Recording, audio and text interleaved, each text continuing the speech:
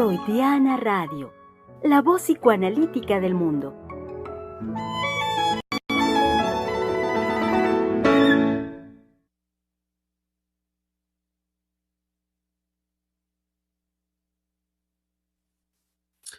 El Centro de Investigación y Estudios Lacanianos les da una muy cordial bienvenida, querido público, a través de este espacio. Creación, lo saben bien, de nuestra querida directora, la doctora Heiser, y me estoy refiriendo a este espacio, este proyecto que es Freudiana Radio, la voz psicoanalítica del mundo, desde donde transmitimos y desde donde el día de hoy retomamos nuestra conversación a lo largo de toda esta semana y que siendo hoy jueves, lo saben bien, querido público, que es el momento en el que llegamos a la posibilidad de hacer una síntesis del trabajo de esta semana.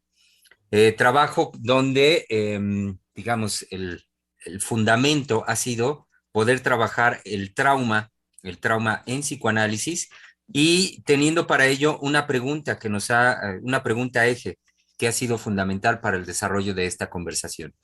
La pregunta es la siguiente y, por favor, por supuesto, es no cualquier cosa esta pregunta, sino es al mismo tiempo un llamado a su participación, querido público, a que tomando esta pregunta, haciéndola suya, pues nos brinden su respuesta, su opinión, lo que les mueve y lo que pueden ustedes decir en respuesta a esta pregunta. La pregunta eje de esta semana que ha sido: ¿qué es aquello que hace que una persona se retire de la realidad objetiva y se refugie en una regresión a una satisfacción ya vivida?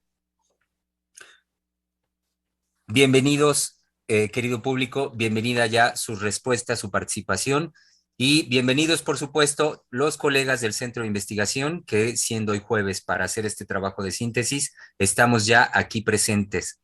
Antes de que se me olvide, porque saben que luego me ocurre, comienzo diciendo mi nombre, Germán López Díaz, psicoanalista, miembro del Centro de Investigación y Estudios Lacanianos, a quien con mucho gusto, con el gusto que siempre me da, inicio ahora sí la presentación de todos mis colegas aquí presentes, quienes de jueves ya son poco a poco, bueno, en el caso de Gabriela D'Artis, poco a poco tradición de jueves. Tere Negrete, pues ya no, ya saben que es de jueves, pero bueno, están aquí y comienzo su presentación.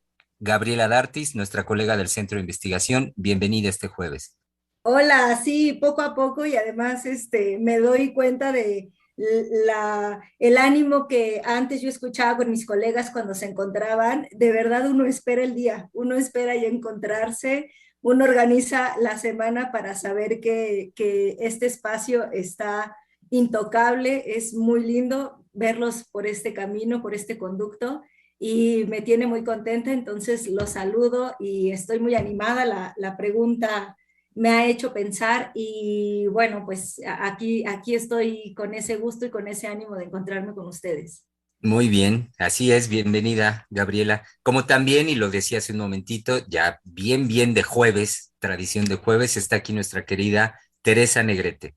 ¿Qué tal? ¿Qué tal? Sí, en efecto, como dice Gaby, uno esperando el día, escuchando los programas durante la semana y vibrando con ellos y pensando, ¿y para el jueves qué? ¿No? Y también, pues, en este gusto de, de la emoción de volver a hablar, de pensar juntos y sentir, porque, pues, yo podría decir que este tema, con esta pregunta, pues nos llama también a la participación nuestra y pues va con todo esa participación, ¿no? Lo que evoca en nosotros. Y con esa pregunta de qué es aquello, yo diría pues esa vivencia que en un breve lapso provoca una gran intensidad en nuestras vidas. ¿No? Y por ahí empezando para volver a tocar los temas tratados en la semana. Muy bien, de acuerdo, Tere. Volviendo al corazón de Freudiana Radio, en los controles, en el centro de transmisión, está nuestra querida colega Giselle Mendoza.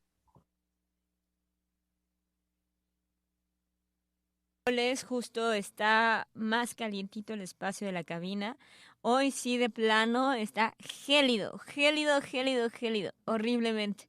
Pero bueno, tenemos la confianza de que el ánimo de la conversación nos hará entrar en calorcito porque nos ponen a pensar los colegas, porque el público escucha nos pone a pensar. Y creo que la pregunta es muy, muy profunda en el sentido de que toca una vivencia de que pienso que en algún momento el ser humano pasa por aquello que no lo logra consolar. Esa situación, hay situaciones en la vida cotidiana que nos hacen tocar un punto de no consuelo. Y el no consuelo está abordado por esta pregunta de una forma muy particular porque nos dice qué puede hacer que el sujeto vaya a refugiarse, me gusta mucho la palabra refugiarse, buscar ese refugio en una satisfacción ya vivida y entonces se retira de la realidad. Creo que marca esa situación que muchas veces es difícil pasar a la palabra en cuanto a qué me pasa. Ujú. Algo me pasa que nada me consuela, que no puedo dormir, que no me concentro en el trabajo, que no estoy alegre como siempre. Es decir, toda nuestra vida se ve trastocada por aquella situación, por aquella circunstancia que nos ha llevado a retirarnos y no es cualquier retirada. Ujú. Bueno, pienso que es una pregunta enorme para seguir trabajando. Sí. Ujú. Así es, Giselle. Y bueno, cuando tenga oportunidad, por supuesto que le invito a que se dé una vueltecita, ahorita que decía de lo gélido, a vivir los aires fríos de montaña de Zacatecas de esta época que están, no vea, No. bonitos, calan en serio. Bueno, algo que tiene como muy bello Zacatecas, a mí me parece, es esa... pienso en virtud, pero no es virtud. No sé por qué no me viene ¿Cualidad? esa versatilidad de los climas, de un soleado, lluvioso, viento, y todos van manifestándonos una ciudad diferente conforme van pasando las nubes. Entonces, me parece que Zacatecas en eso es bellísima, pero sí, híjole, el Y frío las gorditas, Dios y de mi las Sí. vida. gorditas. Y No las- se le olviden las Y gorditas. las gorditas bien picantes. y el Así es. refugio del Ay, mezcal. Dios mío.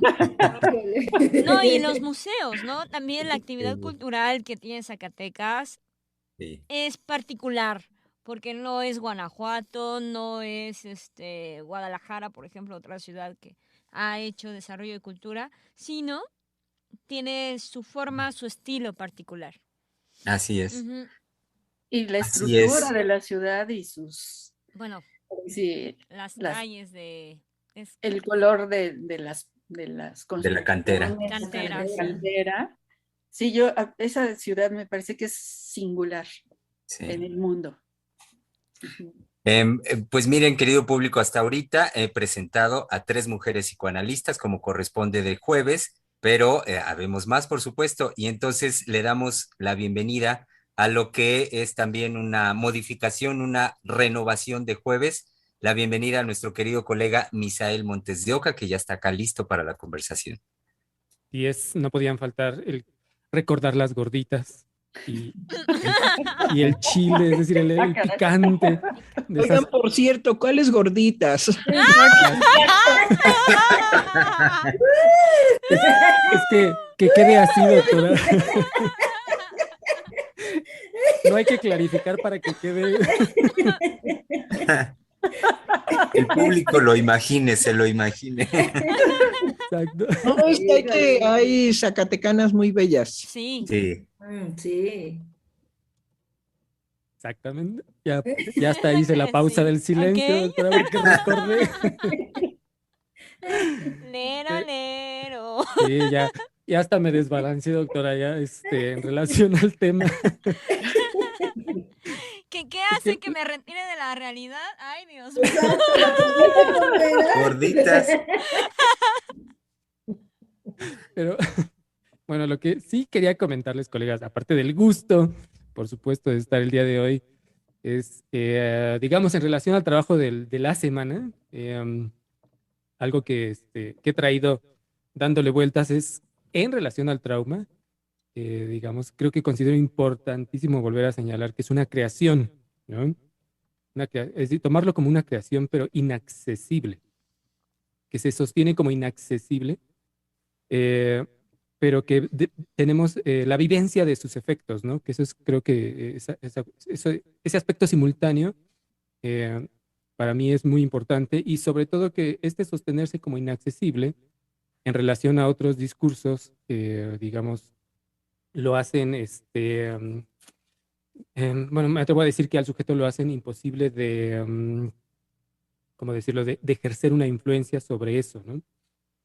¿A qué me refiero? A que Freud también cuando hablaba en la introducción de la interpretación de los sueños, que bueno, aquel que no se dedica, digamos, a conocer el origen de las imágenes oníricas, etcétera, al final dice algo muy importante, que no va a poder, es decir, si no conoce el origen, cómo se da el origen de las imágenes oníricas, mucho menos va a poder ejercer una influencia terapéutica sobre eso, ¿no?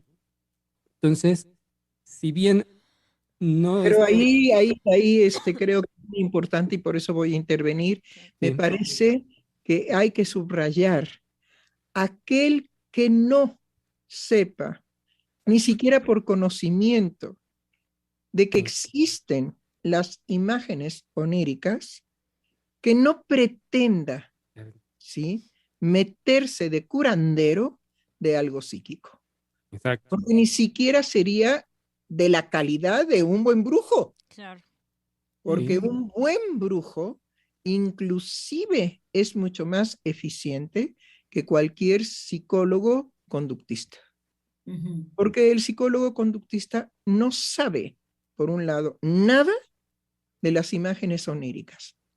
Pero cuando le presentan un sueño, lo lleva a un terreno de lo peor, es decir, lo más inadecuado, a una manifestación conductual.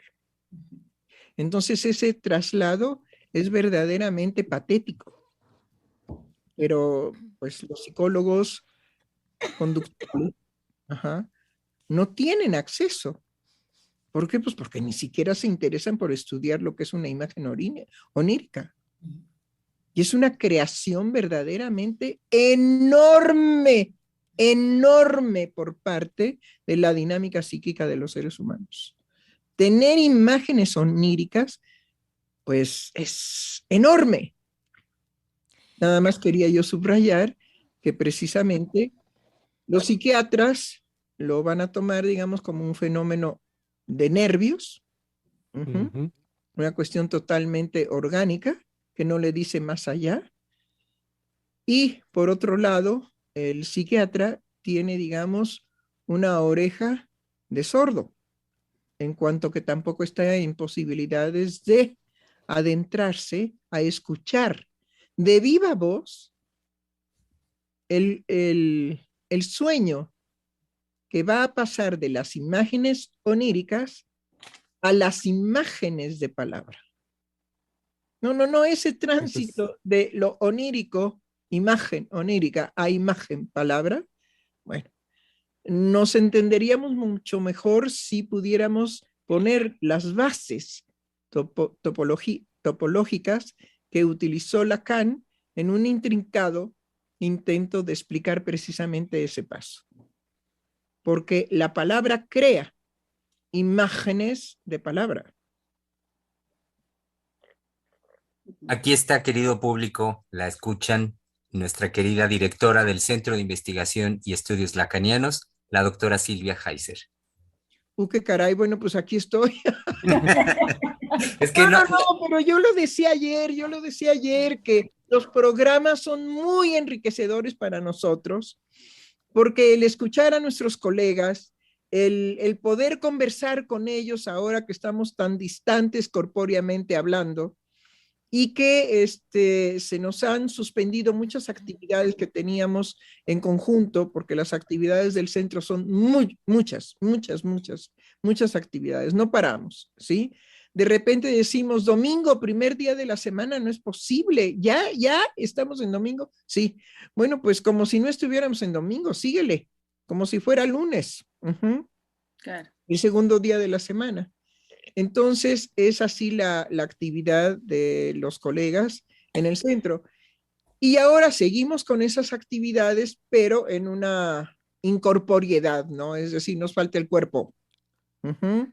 Son actividades incorporas. ¿Se puede decir así?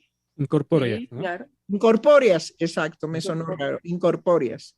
Ajá.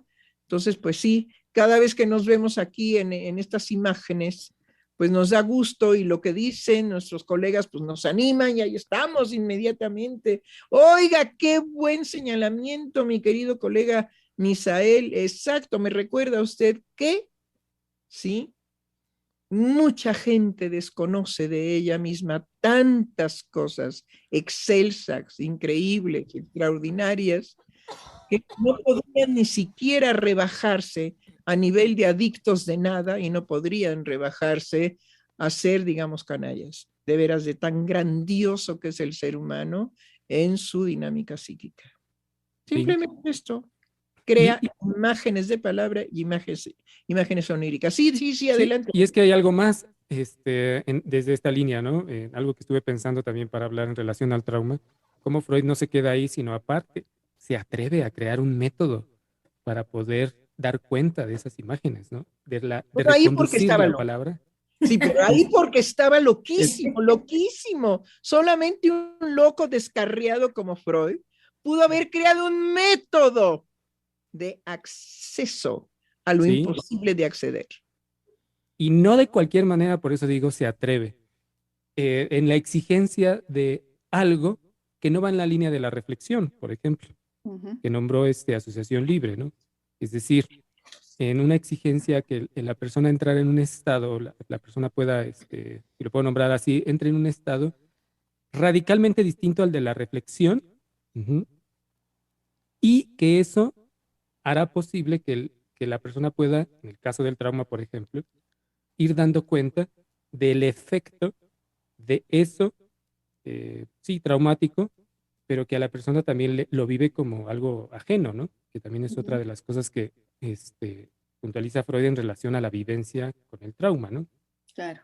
Entonces tiene una dimensión, es decir, tremenda, que ahorita que la escuchaba doctora en relación al conductismo, por ejemplo, o a la psicología en sus distintos enfoques, digo que se atreve porque sigue siendo digamos, una propuesta totalmente atrevida, ¿no? Se sigue desestimando, digamos, que es esta dimensión de lo psíquico, y se pasa por alto rápidamente, aterrizándolo en lo concreto de la conducta, ¿no? Es decir, creer que el trauma, es que en relación al trauma en esto, recordaba una frase de uno de mis hermanos de mi padre, le decía a mis hermanos, no le hagas eso porque lo vas a traumar. No le digas eso porque lo vas a traumar. Es decir, en lo concreto, ¿no?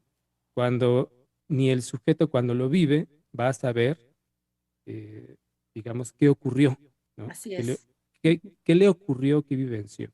¿No? Es algo que para mí es, digamos, cobra una dimensión extraordinaria y que ahí la participación del sujeto es crearlo, ¿no? Y ahorita... Hay una cosa muy dulce que me permite decir, su madre realmente era sabia.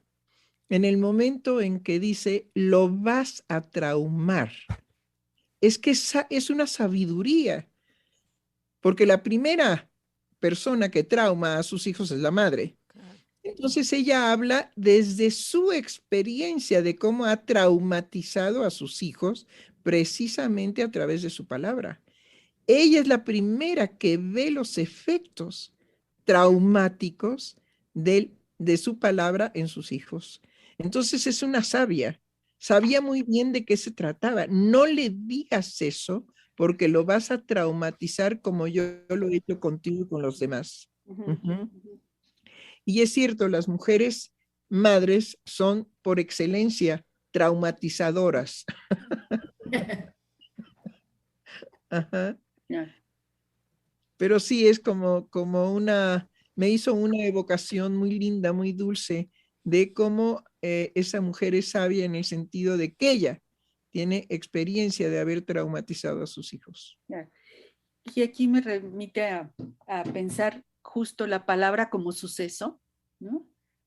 O el incidente como un suceso que nos mueve los cimientos de hasta cómo hemos vivido, ¿no? En ese momento.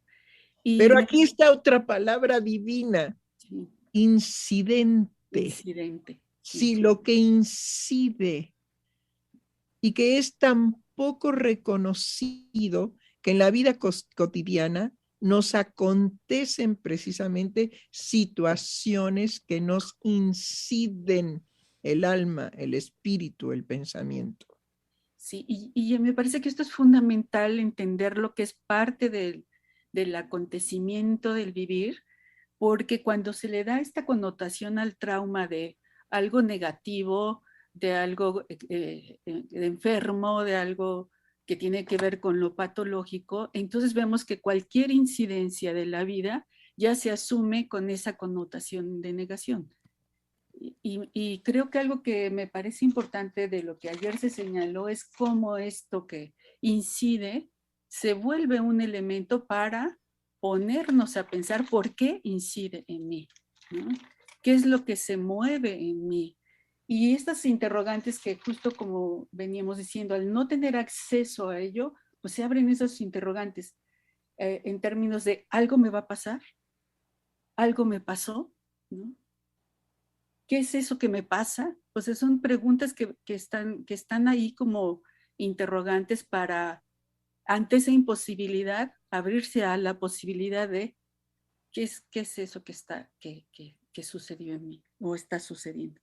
A mí algo que me parece bellísimo que estuve revisando al respecto del trauma, Freud hablaba de aquello que se quedaba fijado al trauma, fijado al acontecimiento, y que tenía que ver con ese monto de intensidad que desorganizaba toda la energía económica libidinal del aparato psíquico. Entonces, lo que a mí me parecía fascinante es cómo esa incidencia, ese acontecimiento que irrumpe toda la organización psíquica, va a tener una repercusión, pero lo bello en el método que comentaba el doctor Misael, lo bello es que jamás vamos a tener acceso al contenido de lo fijado. Gracias. Pero sí vamos a ver la repercusión económica cuando uno revive vía otro estímulo aquello que se quedó fijado, a lo cual es inaccesible, pero vía la vivencia, uno puede decir, aquí hay algo en el orden de las preguntas de qué pasó, qué sucedió, no entendí, esto ya me había pasado. Es decir, finalmente, la belleza freudiana en su creación es como teniendo algo inaccesible en el material que desordenó económicamente toda la energía libidinal, nos da la guía de aquello que el sujeto revive y en dónde está el material que él después le va a nombrar procesos anímicos inconscientes. Entonces, es bellísimo darse cuenta el impacto que tiene la experiencia traumática en toda la organización psíquica.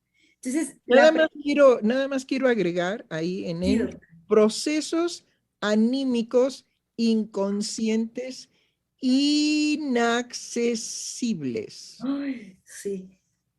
Son inaccesibles. Solamente Freud lo señala como cuando uno subraya, digamos, con un bicolor algo que quiere subrayar, pero que no acaba de entender, sino que ya lo impactó. Entonces, procesos, fíjense bien, son procesos, pero no sabemos qué se está procesando. Así es. Procesos, eso sí, son del afecto, afectivos, pero no son conscientes, son inconscientes. Entonces está aconteciendo, está sucediendo todo esto y el sujeto no tiene acceso a tener un saber sobre todo lo que su dinámica psíquica está trabajando, dinamizando, procesando, etc. Cuando mucho se puede quedar catatónico, ¿no? Sí. Paralizado. Sí, sí, tal cual. Sí, sí. ¿Sí? Sí, sí, sí. Eso es lo que hay que decir, eso es lo inaccesible. Sin embargo, está pronunciado por Freud. Claro. ¿Qué es eso que acontece? Son procesos afectivos inconscientes. ¿Y qué son? Ah, no, quién sabe. Podemos nombrar, ¿sí?, la manifestación de eso, porque podemos ver a un sujeto palidecer, podemos ver a un sujeto que enmudece, podemos ver a un sujeto que padece en ese momento hasta la posibilidad de un infarto. Podemos ver que el proceso lo puede llevar a la muerte. Pero ¿qué es lo que se está procesando? Claro. No sabremos nunca. Además, nunca. Porque no todo aquello que puede pasar por la palabra, ¿sí? pasa. La situación total del trauma a la palabra. No. No, sería insoportable, ¿no? También. Claro. Bueno, es una Sí. protección, muy bien el Sí. señalamiento. Es una protección porque para, digamos, soportar todo lo que se está procesando en la intensidad del trauma, de lo psíquico, no. No hay cerebro, eso es para los neurólogos, para los de las ciencias ocultas, ¿o cómo se llaman estos? Las neurociencias. Bueno, son ciencias ocultas porque, Sí, sí. porque realmente lo que han logrado, Prender foquitos. verdaderamente ellos echan muchos cohetes y cosas, pero realmente lo que han logrado es ridículo. Sí, no. Ridículo. Si nosotros nos vamos a la investigación, digamos, neurológica, no hay ningún avance significativo del cerebro. No. No lo hay. Ujú. Hay que decirlo, no lo hay. No. Ujú. Es más se man- interesante lo que platicábamos de aquel que se está comiendo su cerebro. Claro. Las películas son más claras. Sí. Nos dan una dimensión y un alcance mucho más amplio que las neurociencias. Claro.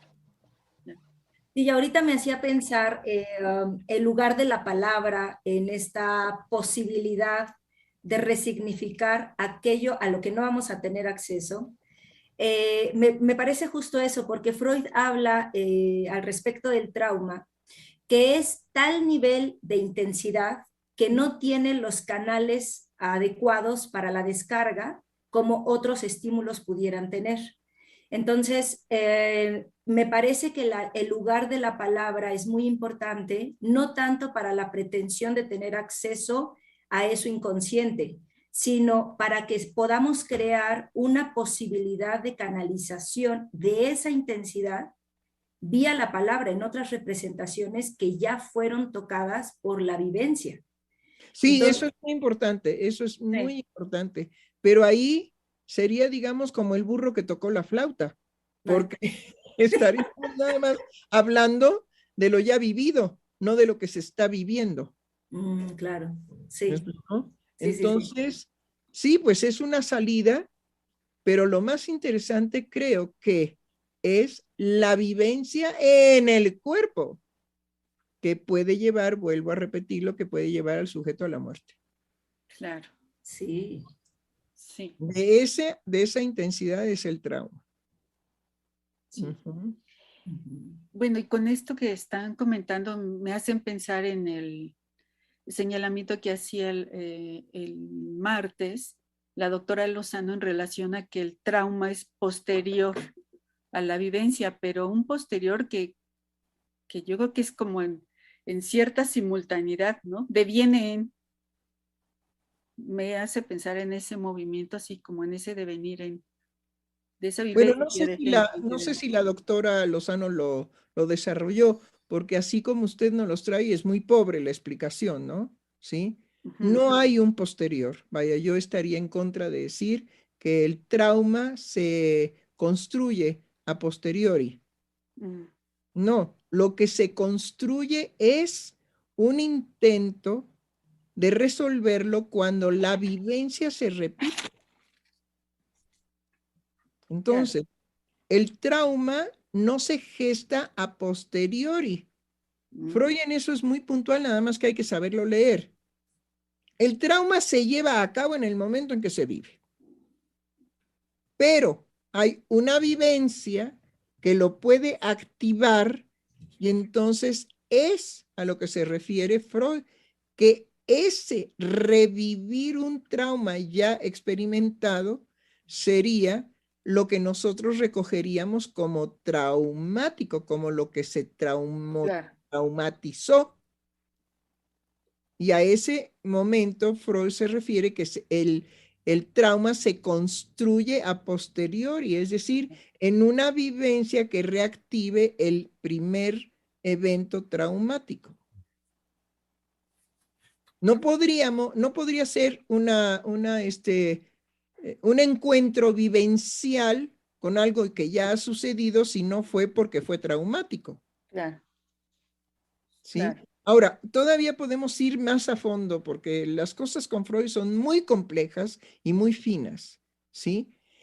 En el momento en que sucede, ¿sí? Está la vivencia intensa, pero ahí careceríamos de la posibilidad de simbolización. Claro. Ok. Cuando eso acumulado como trauma se reactiva por otra vivencia, es a lo que se refiere Freud, de que entonces se construye aquello que solamente quedó en la situación traumática, se activa como trauma. Entonces, una cosa es la experiencia traumática y otra cosa es el trauma. Entonces, ahí hay que decir con la doctora Lozano que efectivamente el trauma se construye a posteriori de la vivencia traumática. Creo Pero que es más claro, ¿no? sí, y que mucho son más claro. sucesos, ¿no? Que nos podemos ir en la finta del ordenamiento cronológico, ¿no? Darle un orden cronológico para poder dar cuenta, ¿no, doctora? Pero Sí, creo que no es es decir, esa vivencia está, no se cancela por el tiempo, digamos, ¿no?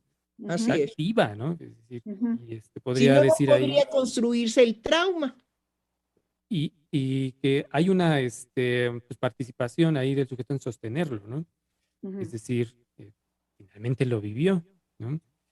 Eh, es decir, esto también lo traía a cuentas por cómo a la hora de, digamos, en esta puntualización que hacía, doctora, mm, híjole, perdí el hilo. Es decir, de cómo se A ver, sostiene. le recuerdo, ¿no? Ujú, Porque sí es muy importante que seamos claros en esto. El trauma es ese momento traumático que se vivió, ¿ok? Y se guarda y está vigente, está activo. Cuando hay una vivencia que lo activa, ay, pero esto es genial, de manera idéntica, nosotros estaremos viviendo una situación completamente distinta a la que inicialmente fue traumática. Sí. Pero la asociación de lo que quedó precisamente grabado, esa es única y esa es la que se activa. Entonces ahí vemos que la psique, ay, es que esto emociona, la psique, ¿sí? Guarda en una pureza la verdad de lo traumático, pero lo que puede activar la primera experiencia traumática es una vivencia completamente diferente a la primera. Claro. Entonces, ¿cómo es posible que siendo tan diferente una de otra, lo que se reactiva es la verdad de lo que traumatizó. Aquello que sí es el trauma como tal. ¿Ok? ¿Y tenemos acceso a ello? No.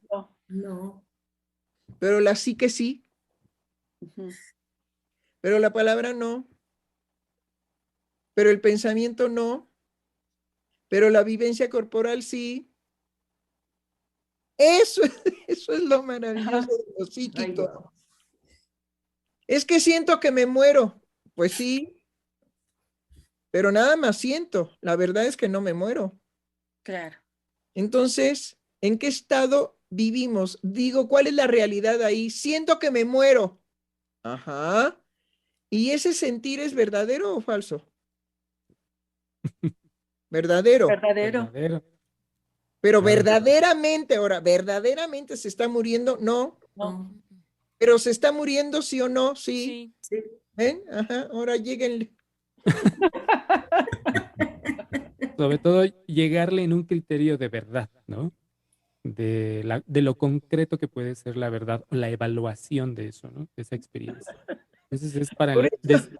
Por eso ve que somos condescendientes con todo lo demás, de la psiquiatría, de las terapias, de el coaching, de todo lo que se va gestando, porque es tan inaccesible la verdad de lo psíquico, que pues tienen que surgir, como en el caso, digamos, de las fantasías, ¿no? ¿Se acuerdan en una, ay, no me acuerdo en qué película, que salen del escudo, salen unas víboras? Creo que es ay, no sé si es una película de, ay, ¿cómo se llama el niño mago? Harry Potter. Harry Potter. Harry Potter, que hay una lucha y entonces del escudo que tenía una representación de víboras, ¿sí? Empiezan a salir las víboras en vivo. Wow. Son una amenaza real, pero las víboras no son reales. Sin embargo, la amenaza de que esas víboras pueden destruir al contrincante son verdad. Claro. Ay, eso es maravilloso. Bueno, ahorita me hizo recordar, doctor, hace poquito yo le decía que el susto que me llevé al respecto del encuentro con un perro hace poquito me permitió gritar lo que no grité en una noticia anterior. Yo le decía a la doctora, es que yo grité, doctora, como nunca en mi vida había gritado, de susto, pánico, horror, angustia de muerte, todo. Ahorita podré verbalizar muchas cosas. En ese instante fue tal el nivel del grito, tal el nivel de la fuerza que nunca había hecho, que me permitió reconocer que no solamente había sido el encuentro con el perro, sino lo que no grité en una noticia muy dolorosa para mí que había recibido hace unas semanas. Entonces, como yo sentía que se había quedado en mi cuerpo un grito ahogado, yo le decía, doctora, tengo un grito ahogado en la garganta, que gracias a este muy mal encuentro con este perro, grité lo que en aquella ocasión se había quedado sin posibilidad de tramitar, ¿no? Entonces, traumático. Traumático totalmente, el evento fue traumático y lo que correspondía como una posibilidad de intensidad ante la noticia era un grito, pero no me salió. Claro. Nunca me salió el grito, pero sí lo sentí en el cuerpo. Entonces ahora que me encuentro con el perro, pues grité. Ahora, no solamente del susto, ahora es cuando, no solamente del susto, fue de verdad el grito ahogado. Eso es bellísimo. ¿Cómo se trabaja clínicamente esa experiencia simultánea en donde nos damos cuenta que el tiempo cronológico no opera, pero es una simultaneidad en la vivencia traumática de aquello a lo que no tenemos acceso? Porque yo tampoco podría decir qué significa ese grito. ¿Fue? Es, claro. Sí, y lo que usted puede procesar ahora es cuando enlista todo lo que estaba, digamos, en ese grito. Pero hay un plus que no puede verbalizar. Sí, siempre. Ahí, digamos, el sujeto se da cuenta de que él puede hacer una lista muy larga. Era un grito de angustia, era un grito de dolor, era un grito de miedo, era un grito de muerte, era un grito de llamado, era un grito de auxilio. Y sin embargo, cuando termina el sujeto de enumerar, dice, bueno, nada de eso es. Sí. Pero pues es lo que puedo verbalizar, ¿no? Sí. Ahí puedo llegar. Entonces vemos cómo lo psíquico es siempre en una otra dimensión, que Freud llamó la otra escena. ¿Sí? Es en otra escena el acontecer psíquico. Y solamente tenemos, digamos, posibilidad de verbalizar en la asociación libre, ¿sí? De verbalizar aquello que tiene una partícula de verdad. Pero la verdad es no toda. Es una partícula de verdad. Y con esa partícula de verdad hacemos el análisis.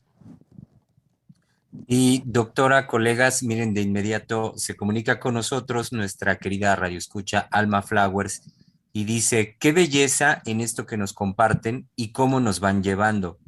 Ahí es donde se siente lo arqueológico, los indicios, las quimeras, los vestigios. Yo viví una experiencia que tan solo por la atmósfera, el ambiente, los olores, los sonidos, me detonó aquella bomba desconocida. Me tocó hiriéndome sin nombre, sin sentido, y que solo por los estragos podía percatarme de lo que no conocía, pero sabía que subyace en algunas profundidades. Eso, sabía. Sí. Ajá. Bueno, ahí nos podemos ir, pero a patinar. ¿Y de qué saber se trata? ¿Cómo queda, digamos, la teoría del conocimiento respecto a ese saber de la filosofía? En ridículo. ¿Cómo queda? En ridículo. En absoluto y total ridículo. Cuando nosotros leemos los requerimientos epistemológicos para que algo cumpla con la categoría de ciencia, bueno, es ridículo, ridículo, ridículo, ridículo. Vuélvanos a repetir lo que de viva voz dice nuestra querida Flower. Dice lo siguiente, yo viví una experiencia que tan solo por la atmósfera, el ambiente, los olores, los sonidos, me detonó aquella bomba desconocida. ¿Ven? Es lo único que podemos decir. Sí. Y con eso se toman el pelo la teoría del conocimiento. Ciencia es aquello que tiene un objeto que puede definir como objeto de estudio. Solamente que la broma es que el primer objeto de estudio es el ser humano consigo mismo y es inaccesible. Exacto. Eso es lo bello, ¿no? Es inaccesible. ¿Cómo es tu objeto de estudio? Ay, pues inaccesible. Así es. Por eso nos reímos de la teoría del conocimiento, porque es una broma para la vivencia. Oiga lo que dice, estalló, a ver cómo dice. Exacto, dice, el ambiente, los olores, los sonidos, me detonó aquella bomba detonó. desconocida. Entonces, no estalló, sino detonó. ¿Sí? No, no es lo mismo estalló, que eso sería por acumulación, sino detonar es otra cosa lo que nos está diciendo. ¿Sí? No era posible que detonara si no fuera una acumulación de lo que ella, digamos, pudo verbalizar.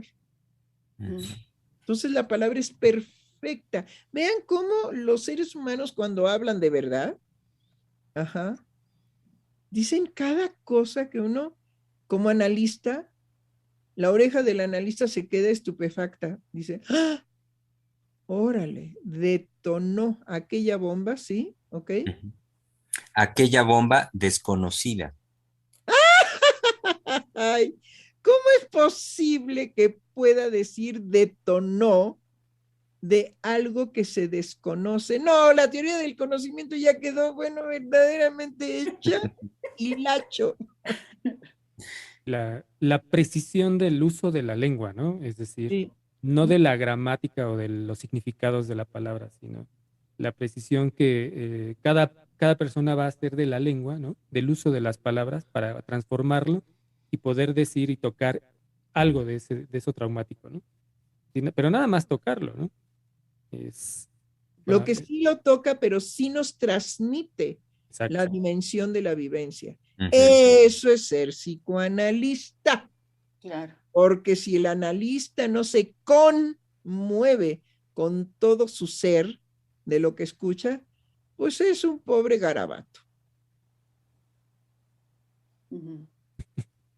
Y luego dice Flowers, me tocó hiriéndome sin nombre, Así es, Ujú. sin sentido, claro. y que solo por los estragos podía percatarme de lo que no conocía, pero sabía que subyace en algunas profundidades. No, no, no, no, no, no, no. Imagínense, ya nada más eso. Ay, ay, ay. Y decir que eso no es ciencia. No, pues ha de ser magia. Ha de ser tomada del pelo, tomada de pelo. Sobre todo el decir que la hiere, que tiene una herida. Y bueno, hasta el momento le puedo decir que como no dijo que cicatrizó, entonces la tiene abierta, Cierta. aún todavía. Y también, doctora, decir, por un lado, lo que usted señala, decir que eso no es ciencia, y decir que me parece también muy delicado, como es en los campos psiquiátrico, psicológico, decir después de una evaluación que se hace al recoger esta pureza del decir, se atreven a decir que es patológico. Ujú. Bueno, eso es lo mismo que el aparatito ese que sirve para recoger las cacas de nuestros perros en la calle. En eso se convierte la psiquiatría cuando evalúa. Su patología es precisamente su aparatito que recoge la caca de los perros en la calle. Ujú. Que creo que cuando Misael... Es verdad, digamos, es todo un aparatejo de la evaluación que se reduce, digamos, a recoger mierda. El problema es cuando esa mierda se le adjudica a un viviente, a un ser viviente, y se le trata patológicamente. Bueno, qué horror. Cuando su instrumento de captura es eso, es un aparatito que recoge mierda, por eso puede decir que es patológico. Las cosas claras, colegas, y el chocolate espeso, Ujú. por favor. Y Freud, son aspectos que también en la obra de Freud se pasan rápido, cuando él habla de patología, y al final de su obra, nos dice que la división o la separación de la patología y la normalidad realmente es una cuestión práctica. El entramado de lo psíquico, pues no va por ahí, ¿no?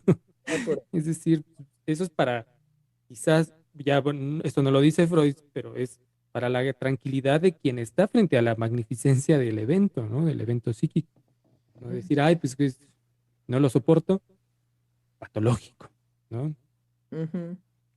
Bueno, y quien no lo soporta es el psiquiatra. Sí. No lo soporta porque ni siquiera puede escuchar lo que significa o lo que puede significar, no lo soporto en el analizante, en el paciente psiquiátrico. ¿Sí? No, el que no lo soporta es el psiquiatra. No le puede dar soportes, a lo que me refiero. Ujú. Sí. Precisamente el analista va a darle ese soporte y se llama transferencia. ¿Es una transferencia de amor o es una transferencia negativa? A eso el analista le da soporte. El psiquiatra no. Su plataforma es su DSM. Sí. Sí. Y, Y ah, rápidamente, Misa, te terminó diciendo, bueno, mandándonos un pequeño mensaje más, Alma Flowers, diciendo, ¿cómo un solo hombre fue capaz de tanto? Porque no era hombre. No, es que quiero jugar con algo. Ajá. Esos hombres de esa época, ajá, que verdaderamente estaban llenos de pasión y entregaban alma, corazón y vida a esa pasión. De eso no queda nada, no hay en este momento, en el mundo entero, un hombre que pueda llenar ese vacío que han dejado estos hombres. Se perdió para siempre esa pasión masculina de la creación, del descubrimiento. ¿Sí? Porque eran hombres de vida cotidiana. Me estoy refiriendo a eso, a lo cotidiano. Acuérdense que los programas son la vida cotidiana. ¿Ok? Entonces, mi obligación es llevar estas experiencias a lo cotidiano de la vida. Bueno, en lo cotidiano de la vida, esos hombres existían en lo cotidiano de la vida. Pensaban en lo cotidiano de la vida. Pensaban si tenían, digamos, un retortijón. Pensaban si tenían, digamos, una alegría. Pensaban si tenían cansancio. Pensaban si tenían hambre. Pensaban si tenían frío. Todo lo de la vida cotidiana, no les impedía pensar. De eso se perdió. Se perdió total y absolutamente. Estamos en una carencia y en una desolación radical, peor de la que dejó la peste, esta negra, ¿cómo se llamó? La viruela. No, la peste negra, ¿no? La peste negra, sí. Esa desolación, estamos en esa desolación de que en lo cotidiano la gente pueda pensar, se dé el chance de pensar. Y nos escribe nuevamente Alma Flowers diciendo, está abierta la herida, estoy en lágrimas y la conmovida soy yo, tocada por ustedes con un dolor agradecido. Claro, totalmente de acuerdo, ya sabía yo que estaba abierto. Sí, Giselle.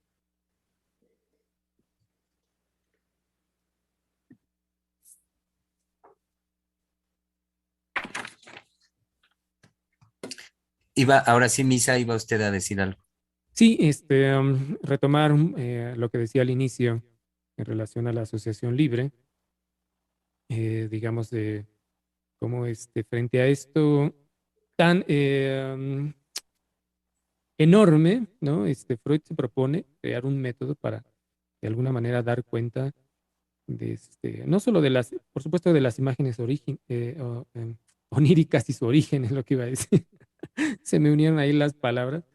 Y que decía yo que exige, en algún punto de la obra menciona cómo se exige a la persona a cierta atención, a cierta actividad que es radicalmente distinta a la reflexión. Pero creo que ahí yo me detendría en decir que es radicalmente distinta a la reflexión para nuevamente hablar de esta dimensión de la ciencia, ¿no? Es decir, la ciencia, no solo en la época de Freud, sino actualmente exige una reflexión en donde se puede perder este método creado por Freud, ¿no? Donde hay una tensión que, bueno, si recordamos el rezo, ¿no? O la petición de que no se juzgue nada de lo que viene a la mente, es decir, en una libertad de pensamiento, ¿no? Lo que venía diciendo la doctora, ¿no? Que se piense, pero no en los entramados de la reflexión, podría decir científica, donde se van atajando los pensamientos, ¿no? Entonces, creo que esto, tratándolo, digamos, de asociar a la dimensión que tiene a cómo la teoría del conocimiento pues, se queda corta, es como Freud fractura esa dimensión, por, como decía, por la asociación libre, y le propone, podríamos decir, al ser humano que haga algo que es posible en él, ¿no? Abandonar el juicio, ¿qué otra cosa decía? El juicio, desestimar cualquier pensamiento por considerarlo loco o incoherente, pero que eso es otro tipo de pensamiento, ¿no? Es decir, un Sí, tipo particular de pensamiento, ¿no? lo que quitaba Freud era no moralice. Sí, exacto. Y algo más profundo, no evalúe. Claro. ¿Sí? Claro. Entonces, dese la posibilidad de una libertad inédita que no ha vivido nunca. Sí. Sí, y yo creo que esa exigencia de trabajo con lo psíquico tiene que ver también la dificultad que nos implica hacer ese trabajo, ¿no? Porque estamos tan habituados a tener como esos asideros que nos dan cierta seguridad al afirmar lo que nos pasa y no nos permite darnos ese espacio de, como decía en nuestra radio escucha, de eso que nos incomoda y de eso que nos duele, ¿no? Y que entonces ahí es donde nos resistimos, ¿sí? A poder exigirnos reconocer eso, ¿no? Que nos está sucediendo. Sí, creo que tendríamos que tal vez para otra semana trabajar esto que estamos tocando ahorita, el dolor. Sí, porque el dolor físico a veces es, digamos, enloquecedor, y de ahí la ayuda de los fármacos. Y lo que es el dolor psíquico, que todavía es superior. Claro. En los aspectos que produce el dolor psíquico, digamos, y que es también enloquecedor. Y que ahí volvemos a lo que usted estaba diciendo hace un momento, doctora, bueno, hace rato, ¿no? En relación al trauma y a la intensidad que se juega en el trauma, ¿no? En eso me hizo pensar ahorita. Y cómo tiene su, ¿cómo podríamos decir? Aterrizaje. No me gusta mucho esa palabra ahorita, pero en fin, ese aterrizaje en el cuerpo, ¿no? Es decir, yo tengo por ejemplo, esta tendencia a los dolores de cabeza. Ahorita traigo uno intenso, pero que tiene que ver con eso que es justamente inaccesible. Ahora, lo que puedo pensar de eso es que simultáneamente se sostiene la intensidad, se pretende resolver, ¿no? Pero se sigue sosteniendo, ¿no? Es decir, esa es si lo puedo decir así, la participación del sujeto en aquello que ya le aconteció, aunque le sea ajeno, ¿no? Aunque le sea, que no sepa de dónde viene. Porque en un periodo de tiempo se lo puede adjudicar a lo exterior, ¿no? Pero que en ese sostenimiento de la intensidad está la participación del sujeto, ¿no? Y que, bueno, hay veces que eso se discute, ¿no? De por qué hacer responsable a algo a lo que el sujeto no lo vive como ajeno, ¿no? Que eso ya bueno, son otro tipo de discusiones. Pero lo que no estaba de más mencionarlo, ¿no? Bueno, Y, el que lo viva como ajeno, es precisamente una de las funciones del yo. Entonces, no podemos decir, oye, yo, no nos estorbes. No participes. que de alguna manera, pues esa es la exigencia entre comillas, exigencia, pero que está puesta en marcha en la demanda de la asociación libre, ¿no? Es decir, sabemos que va a participar el yo, ¿no? Claro. Pero a ver en qué momento se le cuela al yo algo de eso inaccesible, ¿no? Que depende también, por supuesto, ahí de la oreja del analista, ¿no? Pero También no podemos negar que hay ocasiones que cuando el analizante no se presenta a su sesión es porque fue verdaderamente consciente de que algo podía revelársele sin control. Entonces no va. no va a la sesión, como una forma, digamos, de poderse sostener él frente a esa situación tan desconocida, porque va a ser vivencial. Y es un instante en donde no hay defensa que opere. Se presenta y me parece que justamente esa es la fuerza psíquica con la que ningún fármaco, ni el campo médico, ni el campo psiquiátrico van a poder. Es un instante en donde no hay defensa ante lo que se te presenta y se te devela. Y los efectos producen somatización, producen equívocos en el habla, producen una repetición, producen un empuje, producen el encuentro con la muerte. Es decir, la oreja del analista es darle cabida al impacto que en ese momento ya no tiene defensa. Exacto. Es que en lo que decía doctora del cómo hay un cálculo, y lo pensaba nuevamente en cómo es esa ausencia a la sesión para sostener esa intensidad, ¿no? Y cómo se vuelve a jugar, ¿no? Bueno, sí lo padezco, pero miren, antes de que se me devele esa verdad, aunque sea en un aspecto, pues no. No voy. Pero, no voy. ¿Por qué? Porque no quiero perderme la satisfacción que me produce también. Eso es lo paradójico. Estoy sufriendo como sufren los enanos, pero no quiero perder esta satisfacción del sufrimiento. Sí. Entonces, no voy al análisis. No. Ahí se me va a perder todo este goce intensísimo. No, ¿a qué voy? Y es que, bueno, en esta línea también pensaba la pregunta, ¿no? La pregunta que se lanzó, de qué es aquello que hace que una persona se retire de la realidad objetiva y se refugie en una regresión a una satisfacción ya vivida. Ahí está. ¿No? Pero a mí realmente me emocionaba la pregunta, y me emociona porque tiene que ver con lo puro del análisis, ¿no? Y lo puro me refiero a este punto que estamos tocando en relación al trauma, que simultáneamente se sostiene inaccesible, ajeno, pero lo sostiene el sujeto, es decir, en pos de esta satisfacción, de sostener la vivencia de satisfacción, ¿no?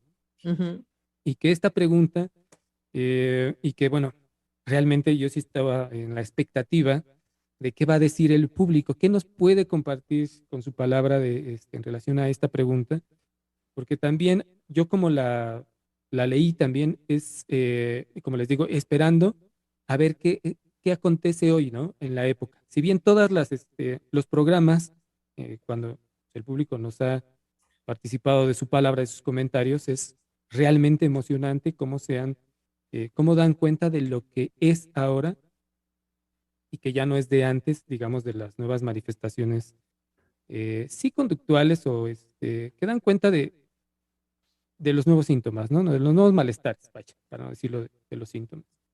Pero que esta pregunta también apunta a eso, ¿no? Que nos puedan decir algo, aunque sea un poco de esto, ¿no? De esto que les acontece con todo lo que ahora nos rodea y que ha sido también la pandemia y que ya aparentemente se está terminando. En fin, pero eso es emocionante, ¿no? Es decir, yo sigo esperando la palabra de los radioescuchas. Estoy en esa expectativa de qué pueden decirnos, ¿no? Claro. Porque es nada más para terminar, sí, es una pregunta, pues, muy densa, ¿no? Sí, no es cualquier pregunta. ¿Qué es aquello? ¿Qué es aquello de lo que soy responsable? ¿Qué es aquello que me acontece y que por insoportable que aparece, me retraigo de la realidad y voy a refugiarme en experiencias vividas más felices? De inmediato, ahorita nos contestó, nos dice Alma Flowers, ahí está ese refugio de la pregunta que nos lanzaron, en esa paradoja del sufrimiento, del dolor y su disfrute mortífero, me hacen pensar. Así es, sí. Que es aquello, no querer renunciar a un disfrute del sufrimiento. Pero qué padre que podemos también hacer una regresión a experiencias mucho más dulces, aunque perdamos la realidad. Claro. Solamente que la pérdida de la realidad para encontrar esas experiencias en donde hemos sido más felices también es una forma de psicosis. Entonces también da mello. También da miedo. Para donde quieran vivirla. Sí, pues. Da miedo. Aunque tenga uno esa posibilidad, la pérdida de la realidad es estoy enloqueciendo. Pero finalmente, bueno, aquí me dirán, colegas, pero creo que en esta pérdida de realidad que señala la doctora, finalmente la vivencia traumática tiene ese toque también de pérdida, es decir, no toque, bueno, tiene la experiencia de pérdida de realidad, ¿no? Es decir, bueno, tiene ese aspecto de pérdida de realidad. Y sostenerla es volver a estar en seguir, ¿no? Con ese, ¿cómo decirlo? Tal vez coqueteo, ¿no? Sí está la realidad, pero hay esto otro, que a pesar de ser ajeno e inaccesible, es, digamos, por su intensidad, obviamente más placentero, porque la realidad, miren, no me ofrece lo mismo, ¿no? No me provoca, ni siquiera me llama a transformar o a participar digámoslo así, del mundo, ¿no? Me sostengo en lo otro. Entonces, y hasta podría pensar que eso no es una decisión tan consciente, ¿no? De decir, bueno, me sostengo en esa experiencia de la realidad objetiva. Me parece que justo ahí es donde Freud señala la importancia de los procesos anímicos inconscientes, porque finalmente siguen operando. Claro. Y es cuando se nos aparece la realidad objetiva que nos damos cuenta que estamos en la otra realidad. O sea, ahí también es una experiencia que tiene que ver con esa fractura en donde a veces tal vez uno no está en esa conciencia o en esa decisión tan evidente de si estoy o cómo lo vivo o qué me pasó, cómo me aconteció este evento traumático. No, me parece que hay una imbricación muy sutil entre aquellos elementos psíquicos más esta experiencia cotidiana de la realidad, más esa construcción traumática, más aquello que quedó fijado, que a veces uno realmente construye que esa es la realidad. Y cuando aparece la realidad objetiva, pues uno, plac, o sea, sí, o sea, ahí uno brinca y dice, ay, nana, el perro, ¿no? Así me pasó, oigan. De repente vi un perro, oigan. Entonces. No, sí, y mordió a nuestra colega. Me mordió. De una manera afortunadamente no grave, pero sí le lastimó el ligamento, ¿no? Bueno, justo fui al médico y afortunadamente solo traigo un pinchazo en el tendón que se puede recuperar con movimiento. Ya tengo el diagnóstico, sí, esa es buena noticia. Pero bueno, pues sí fue un susto porque sí, lo que para el perrito fue una advertencia, afortunadamente no fue un ataque, fue una advertencia, para mí fueron unas suturas. Y darme cuenta que estaba pajareando en otra realidad, porque claro, pues yo estaba en la fascinación de las plantitas de casa freudiana y pues la verdad ni me percaté. A eso me refiero con esa experiencia en donde uno auténticamente cree que está en una realidad objetiva porque estaba en un encuentro con ciertos objetos que estaba yo cuidando, que estaba en una fascinación porque me encanta escuchar el agüita cuando cae en el riego. Les puedo contar, público querido, que Casa Freudiana está quedando muy linda en la cuestión de las plantitas. Estamos en un momento en donde están floreciendo las bugambilias, en donde los arrayanes y la duranta están cobrando volumen, entonces las rosas siguen dando. Es una imagen muy bella que para mí siempre es muy placentero, pero pues me doy cuenta que ese placer me lleva a mi planeta y pues se me olvida que puede salir un perrito. Entonces, sí, me parece que es justo que no hay una operación consciente, y eso me hace pensar en lo que la doctora Heiser comentaba hace un momentito, en donde ya pocos instantes tenemos para pensar qué nos está aconteciendo, para pensar cómo estamos viviendo, ¿no? De verdad fue hasta el susto que me di cuenta que yo estaba en otro planeta y fue un encuentro de plomazo con la realidad, ¿no? No es una experiencia.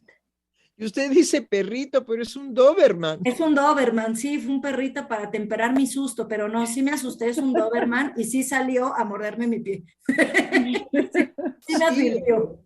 La raza es una raza especial precisamente Sí. Sirve para ataque. Híjole, sí me dio horror. Por eso grité tanto.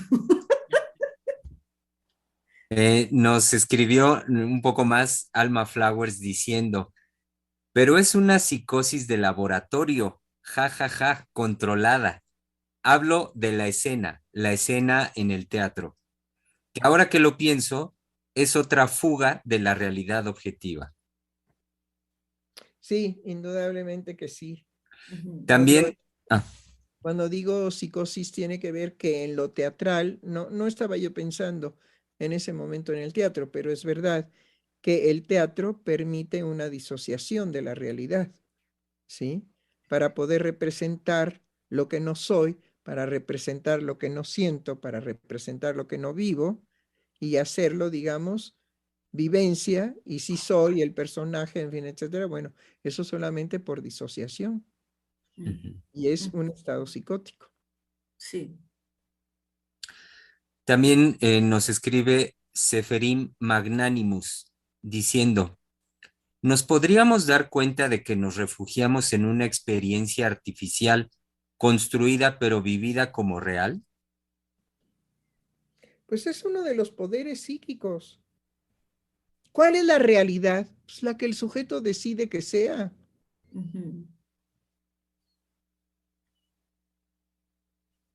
Y esas decisiones son dentro de la vida cotidiana. Hay personas que van, digamos, a trabajar, que se suben al metro, que van en el coche o en el autobús o lo que sea, y están fuera de la realidad objetiva. Y van en automático, como se dice. Entonces uno se puede acercar a ellos y le puede preguntar, ¿me dice su hora? ¿Qué? Sí. Porque no están viviendo la realidad objetiva. Pues ese proceso es Matrix. ¿Sí? Y hay cantidad de gente que se transforma cotidiana, digo que se traslada. Se traslada. Cotidianamente se traslada de aquí para allá y hay veces que los traslados son de 1 hora. Entonces hay gente que se duerme en el transporte público, pero hay gente que va fuera de la realidad, y en automático se baja en la estación que se tiene que bajar y sigue caminando y está en automático. Bueno, doctora, y también sucede que puede estar uno manejando un auto en automático. Ay, sí, grave. Sí, porque todavía cuando te transportas tú no conduces, ¿no? Pero cuando uno conduce, ¿no? Sí. Sí. Recibimos también un saludo por parte de Analicet Martínez, que nos dijo, muy buenos días, saludos cordiales a todos mis más queridos doctores. Muchas gracias. Analicet, que siempre nos saluda, nos da los buenos días. Y Alma Flowers, pues hacia la doctora Dartis, que dice que acuse al perro con Dante, ja, ja, ja. Sí. Pero el problema va a ser que si le contesta Dante, Sí, no, ya. pues eres la doctora Dartis. A lo mejor no regreso, oiga, no, mejor así. Sí, sí, sí. Ay, qué risa. Son todos los mensajes que hemos recibido hasta este Ah, momento. muy bien, muy bien. Ujú. Pues, ¿qué más al respecto de esta experiencia, digamos, que se ha denominado trauma?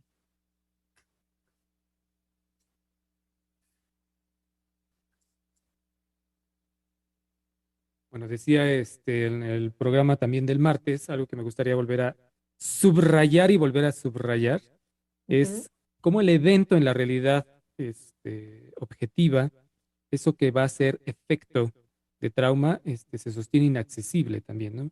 Y no podemos dar cuenta nunca de qué es eso. Sin embargo, tiene efecto, ¿no? Pero de ahí es donde viene y se sostiene la construcción, ¿no?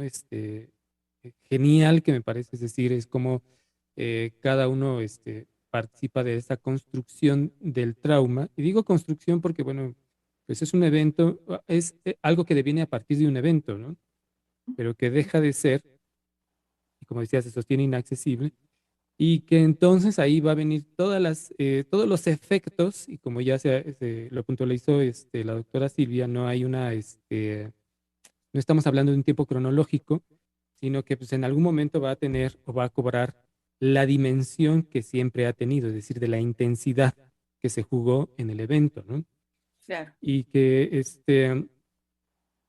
para eso, bueno, quería volver a subrayar eso de que se mantiene inaccesible el evento, es decir, no tenemos acceso a eso, pero sin embargo vamos a, por supuesto, a vivir los efectos y que, pues, realmente como analistas, y creo que somos privilegiados en poder prestar oído, ¿no? De Claro. escuchar eso, ese universo, y sobre todo cuando, digamos, hay personas que ya, es decir, que se adentran en ese, lo voy a nombrar compromiso, ¿no? De decir, bueno, voy a sostener, digamos, voy a sostenerme y, por supuesto, en mi análisis y trataré de decir eso que me aconteció y ponerle palabra, pues realmente uno se queda con la boca abierta, ¿no? Claro. De lo que se puede decir, y ahí puedo agregar la precisión de la palabra, pero no en su significado, sino en el uso que va a subvertir el sujeto del lenguaje, Claro. ¿no? Para poder decir eso, es decir, esa dimensión de lo traumático, ¿no? Y Claro. por supuesto de la intensidad, ¿no? Y y que para eso, como decía nuevamente, como el Freud el famoso Freud, se atrevió a hacer un método para poder, para poder, no tanto hacer accesible, no, que fuera accesible, perdón, hacer accesible, ahí válgame Dios, que sea accesible, sino que, digamos, en esta fórmula, bueno, en esto de la asociación libre, que hubiera un camino para poder dar cuenta de eso, ¿no? Entonces, que no es el camino habitual de la ciencia de la reflexión, ¿no? Donde se desestima lo concreto de la experiencia, sino un camino a esa verdad inaccesible, pero que se toca, ¿no? Y que se toca y que se busca que sea esa, si la puedo decir así, la dirección de la cura, ¿no? Eco, Que se exacto. toque, que se toque, ¿no? Y que cobre otro, bueno, esto ya depende, ¿no? Pero que cobre otra dimensión para el mismo sujeto, ¿no? Que yo creo que ahí se va a jugar el amor de transferencia, ¿no? O eso inédito del amor que se juega para sostener pues esta experiencia que es eh, intensa, ¿no? Sí. Eh, Y creo que por creo eso, perdón, creo que hay que subrayar que hay eventos traumáticos en función de la sorpresa inédita, pero que viene a ser amorosa, agradable y de felicidad. ¿Sí? Estaba yo pensando que muchas veces en los cumpleaños, porque estuvimos festejando ayer el cumpleaños de Valeria, en los cumpleaños se puede dar un evento inesperado en función de un regalo que desencadene una emoción verdaderamente inédita en el sujeto y no deja de ser traumática. Claro. Es traumática en una experiencia de felicidad inédita. Sí. Entonces hay que quitarle, digamos, también la idea de que el trauma es patológico. Claro. No, el trauma tiene todas estas posibilidades, ¿no? Puede ser que una mujer haya esperado casarse con su vecino y eso lo guarde como gran secreto de ella, y cuando sale a regar sus plantitas que están, digamos, en la calle, en la banqueta, llega el vecino y le dice, ¿no? ¿Te quieres casar conmigo? ¿Ah?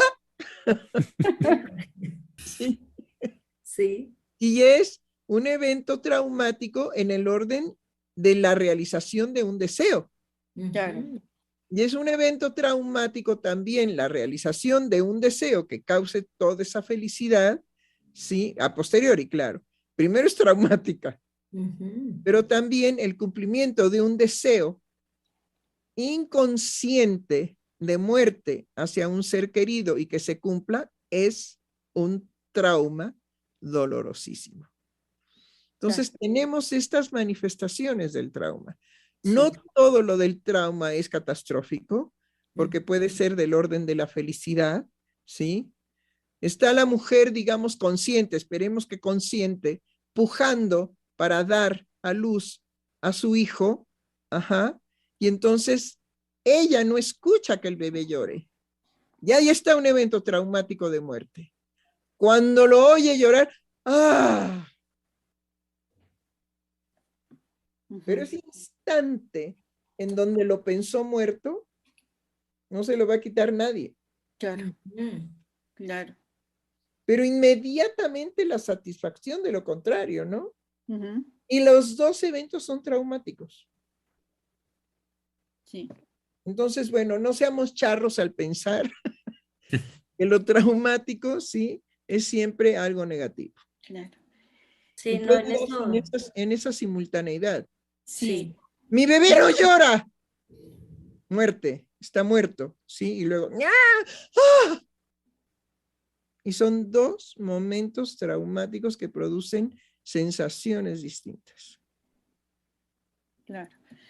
Sí, con esto que comenta, doctora, y también con lo que refiere Misael, me hizo pensar en cómo entonces no puede jugarse en un lugar de transmisión la vivencia y el evento traumático con miras a la cura, pensando en estos ejercicios que luego se hacen de referir a la experiencia vivida, ¿no? A la vivencia como réplica hacia un grupo, ¿no? Y dando por supuesto de que hay un contenido a ser transmitido. Y entonces me parece que eso es muy importante. Perdón, ¿está hablando de las terapias de choque? De las terapias que se hacen a nivel grupal, de personas que ya han vivido lo que se considera una experiencia traumática, y entonces se convocan a repetir, ¿no? Hablar de ello, como si hubiera un contenido ya posible de ser transmitido, ¿no?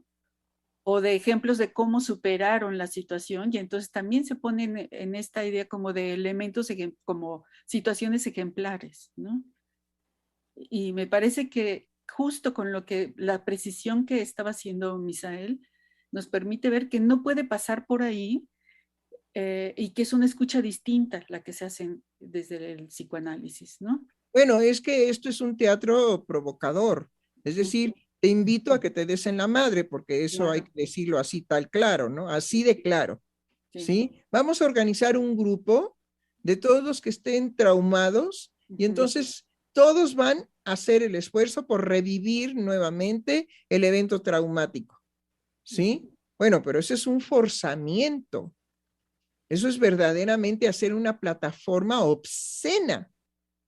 Claro. Obscena de lo delicado y cómo se transgreden los derechos de lo psíquico y la ética con lo psíquico, ¿sí? Pero bueno, también los sujetos que se prestan a decir, ay, sí, si con eso me curo, ay, sí, yo voy. Ajá. Y bueno, ¿quién es más obsceno? Es lo que, ¿Aquel que va o aquel que lo propone? Yo creo que por Claro. igual. sí, pues es lo que, digamos, también pensando en las terapias de choque, ¿no? Van a proporcionar a la masa una intensidad, ¿no? En la idea de que se va a controlar a la masa, pero más bien, bueno, si sostenemos que es inaccesible, ¿no? Es una orgía, digámoslo exacto. claramente, ¿no? Ujú. Es hacer una orgía con lo psíquico. Ay, sí. Ujú. Vamos a destapar todo lo psíquico, ajá, para que te cures. Y bueno, ha habido accidentes muy graves en este tipo de experiencias. Ahora, no se diga cuando se propone como cura traumática, no me acuerdo ahorita qué planta. La ayahuasca. Ujú. Exactamente. Justamente ¿Cómo? estaba pensando en eso, ¿no? Ah, Que mediante el uso de esta planta, es decir, por sus efectos, ujú, se le propone a las personas todo un ritual para que puedan acceder a lo traumático y entonces haya en ellos una conciencia y una resolución, ¿no? ajá. Pero, Pero ya está bajo una situación de toxicidad claro, orgánica. Es decir, ese es verdaderamente una atrocidad, es un atropello salvaje, bestial. sí, y que lo Es que, como, te mordió la víbora de cascabel, ay, pues tómate un poco de veneno de cascabel a ver si te hace efecto, ¿no? Es y que, es en la concepción de la moralidad del trauma. Hay que quitarlo, ¿no? Es decir, si lo conoces, se te acaba. Así Y es. justamente la dimensión freudiana nos lleva a otro nivel que no tiene que ver con ese tipo de término. No es Bueno, porque esta, Freud nunca trataría un no, evento psíquico de una manera pedestre, ¿no? no, A patadas, no. a chinchurroniazos, ¿no? Ujú. Sí, pero yo creo que ahí la clave que utilizan es como acceder a la conciencia, como si ya estuviera ahí y entonces accedes cuando justo lo que estamos planteando es que es inaccesible, ¿no? Claro, pero si yo te doy una droga, eso inaccesible se vuelve accesible, esa es la promesa también, ¿no? Si no, Ujú, ¿para qué así ir a es. los hongos con la señora aquella de Oaxaca tan famosa? Claro, claro. pero es en la idea de que no es cualquier droga, es una droga santa. Es decir, Bueno, por el sí, yo creo que ritual, ¿no? le tienen que echar agua bendita, ¿no? Estoy total Exacto. y absolutamente de acuerdo. Sí, Pero pero, los ocultamientos exacto. en Eso, función de lo perverso son de una creatividad Sí, estúpida, estúpida. Es cuando le dicen a uno, te sientes mal, tómate esto. Oye, ¿pero qué es? Ay, no te preocupes, ¿te va a sentar bien? No, pues ¿cómo me voy a poner a merced? Sí, estúpidamente, de, ay, tómatelo. Saca, rácate de aquí. Doctora, colegas, estamos llegando al término de la emisión de hoy y doy lectura al último mensaje que recibimos que llega por parte de Briseida Flores y dice, buenos días, los sigo y me acompañan en mis días. Saludos desde la comunidad de Santa Rita de Abajo, Badiraguato, Sinaloa. Ay, qué Qué padre. padre. Y Muchas gracias. concluye diciendo, Tere, un gusto escucharte. Escucharlos me hace sentir más cerca. Ay, qué ay, qué linda. bien. Órale, Tere. Sí, sí, sí. Ahí las aventuras de la Tere. Sí, sí, sí, mis aventuras por recorriendo este país, sí. Yes. ya llegamos Y, hasta Sinaloa. Sí, Así sí, es. así es. y fue ese el último mensaje que recibimos del día de hoy. Bueno, pues muy bien. Pues creo que todo este abordaje del trauma, ojalá ojalá, nuestros deseos creo que son de clarificación, y vuelvo a repetir que basta que el sujeto se pregunte a sí mismo qué es aquello que, para que ni siquiera necesite de un analista. O si se lo pregunta, puede abrir, digamos, un espacio analítico inédito para él. Muy bien, pues nos escuchamos el lunes de vuelta. ¿Nombre? Sí, doctora. Pues ahí estaremos el lunes. Muy bien.